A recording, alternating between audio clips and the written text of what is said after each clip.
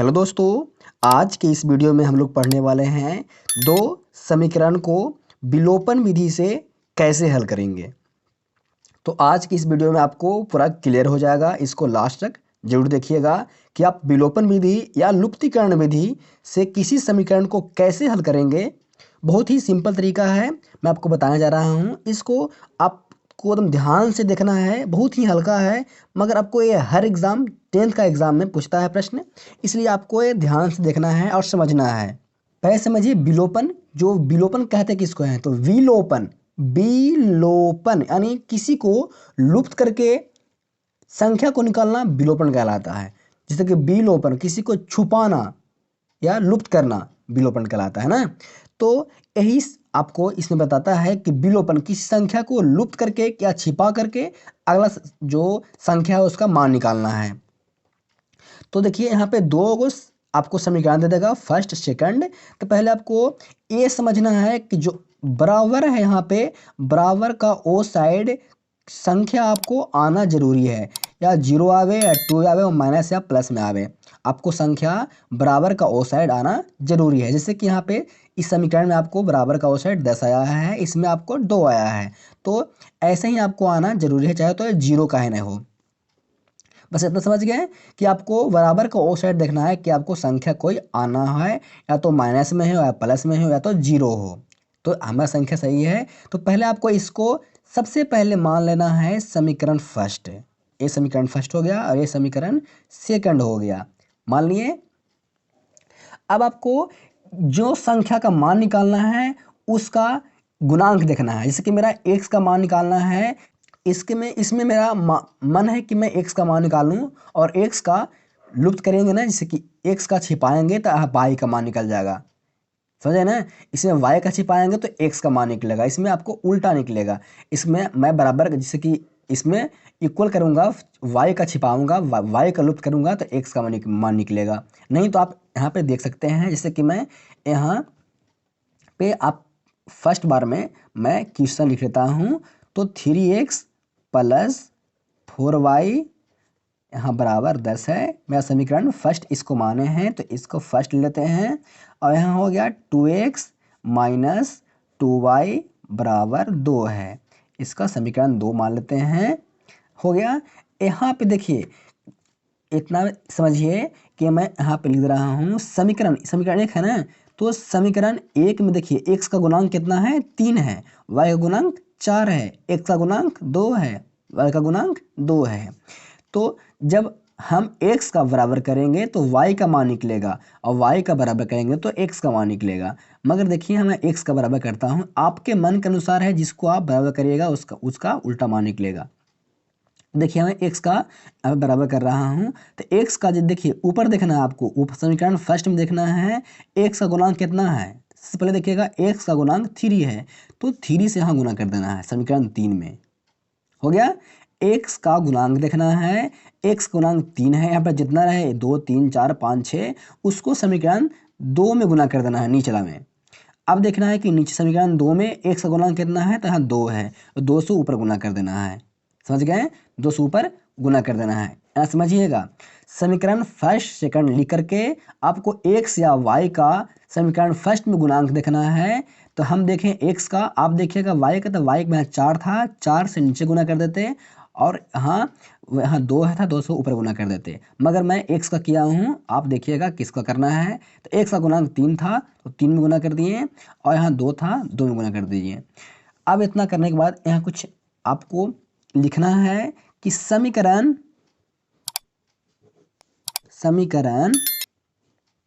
एक में कितना किए हैं, एक में 2 से गुना करने पर, 2 से, एक में 2 से, तथा एवं समीकरण 2 में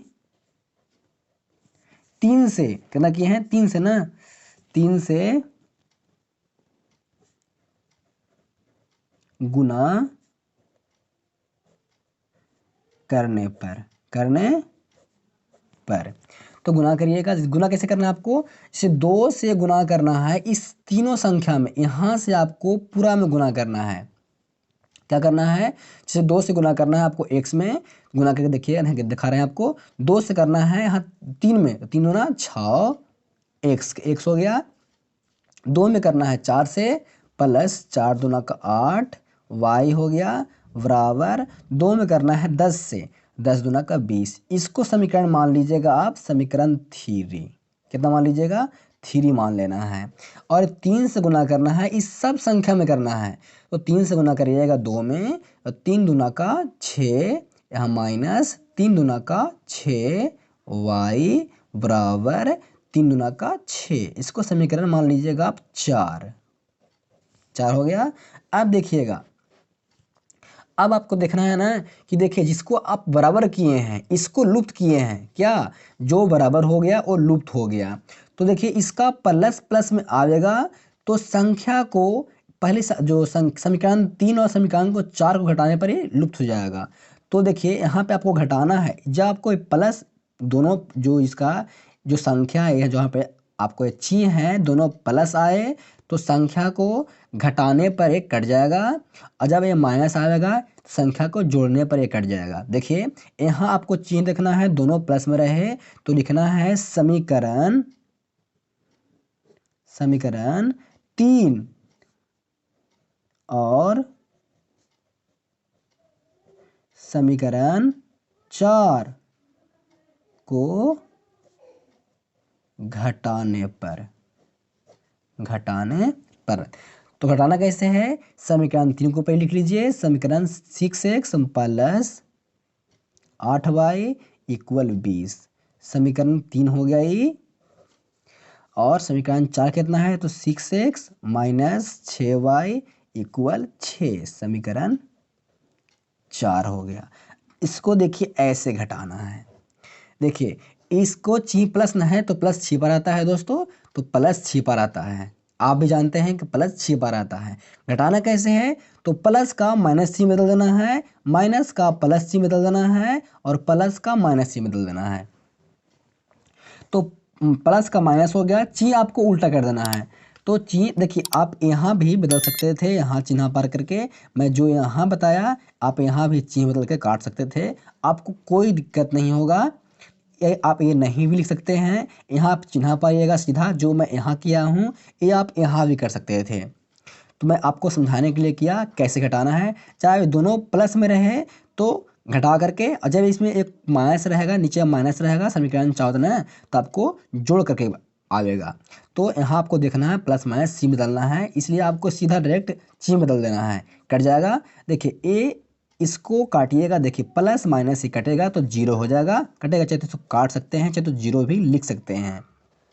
अब देखिए ये ची बदलने के बाद आपको घटाने के बाद इसका ची का कोई वैल्यू नहीं है, क्योंकि इसका ची खत्म हो गया। अब मेरा ची ये रहा निचला, तो 6 और 8 कितना होता है, 8 6 14 होता है, तो 14 y हो जाएगा। यहाँ आपको बराबर देना है।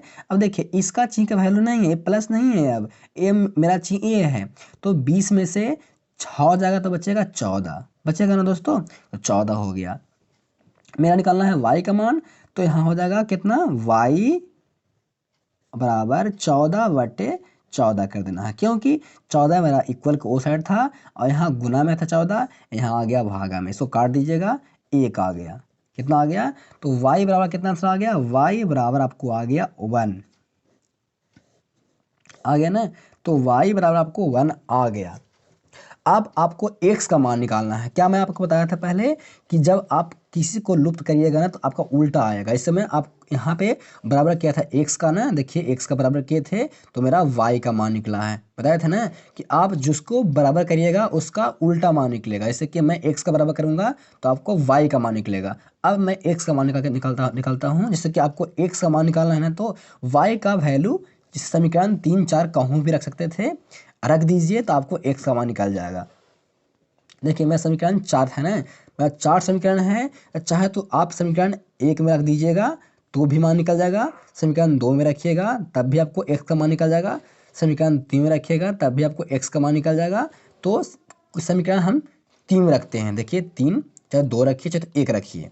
तो सबसे हल्का है समीकरण 3, देखिए समीकरण 3 में हल्का है 2x - 2y बराबर 2, तो यहाँ पर लिख दीजिएगा कि y का मान, यहाँ y का मान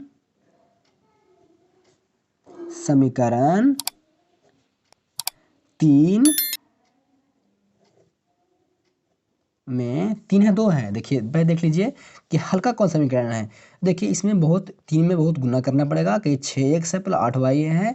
और देखिए 2 बहुत हल्का है। देखिए 2 में है 2x माइनस 2y बराबर 2। जो आपको हल्का लगेगा उसी में आपको x या y का मान निकल के पुट करके निकालना है आपको वैल्यू। तो देखिए यहाँ पर 2 बहुत हल्का है तो 2 में रखेंगे। 2 में रखने पर आप देखिएगा कि आपको सुविधा कहाँ मिल रहा है रखने पर। समीकरण देखिए 2 कितना है, समीकरण 2 मेरा है देखिए यहाँ 2x माइनस 2y बराबर 2। तो यहाँ लिख देना है 2x माइनस 2y बराबर 2, समीकरण 3 हो गया। और तो आपको क्या करना है, आपको y का मान निकला है, लिखे हैं y का मान समीकरण 2 में रखने पर। तो y का मेरा मान आया है 1, तो x का वैसे लिखेंगे 2x माइनस 2 और गुने y का मान 1 आया है बराबर 2। तो हो जाएगा 2x माइनस 2 इक्वल 2 होगा ना। इसे 2 में गुना करेंगे 1 से 2। अब यहाँ पे हो गया 2x बराबर 2 और यहाँ माइनस में है वो साइड जाएगा तो प्लस में हो जाएगा। तो यहाँ हो गया 2x बराबर 4 हो गया दोस्तों ना। 2x बराबर 4 और 2x बराबर 4 हो गया तो आपको x का मान पूछ रहा है। तो x बराबर यहाँ पर गुना में दोनों है तो ओ साइड जाएगा तो भागा में हो जाएगा। तो 4/2 यहाँ काटिएगा तो x बराबर आपको आ गया 2 आ गया ना। x बराबर 2 आ गया और y बराबर आपको 1 आ गया। तो इस तरह से आप x और y का मान निकाल सकते हैं। उम्मीद है, आशा है कि आपको ये हर स्टेप आपको समझाने का प्रयास किया। इस विधि से आप बहुत ही आसान तरीके से लुप्तीकरण या विलोपन विधि से हल कर सकते हैं। देखिए जब आपको फिर से आपको बता दे रहा हूँ कि जैसे आपको देखिए x या y का मान निकालना है तो इसको आप लुप्त करिएगा। जैसे कि मैं इसको झाप रहा हूँ, इसको बराबर करिएगा तो आपको y का मान निकल जाएगा। अगर y का झापते हैं तो x का मान निकल जाएगा। तो आपको देखना है कि संख्या जो x या y का गुणांक में आया है वो समीकरण फर्स्ट में देखना है। जो फर्स्ट में आपको बराबर करना है, जैसे कि मैं जिसको आप करिएगा बराबर, जैसे कि समीकरण 1 में कर रहे हैं y को, समीकरण 2 में भी y को करिएगा। ए न कि समीकरण एक में कर दीजिएगा y को और 2 में कर दीजिएगा x को, नहीं। जो समीकरण 1 में कर रहे हैं जो समीकरण 2 में करिएगा, दोनों सेम को बराबर करिएगा तो आपको x का मान निकलेगा। या आपको x को करना बराबर तो y का मान निकलेगा, इसका उल्टा निकलता है। तो आशा करता हूँ कि आपको ये हर स्टेप समझ में आया होगा। समझ में आया है तो वीडियो को लाइक कर दीजिएगा, चैनल को सब्सक्राइब कर दीजिएगा, वीडियो को शेयर करिएगा। मिलते हैं नेक्स्ट वीडियो में नए वीडियो के साथ।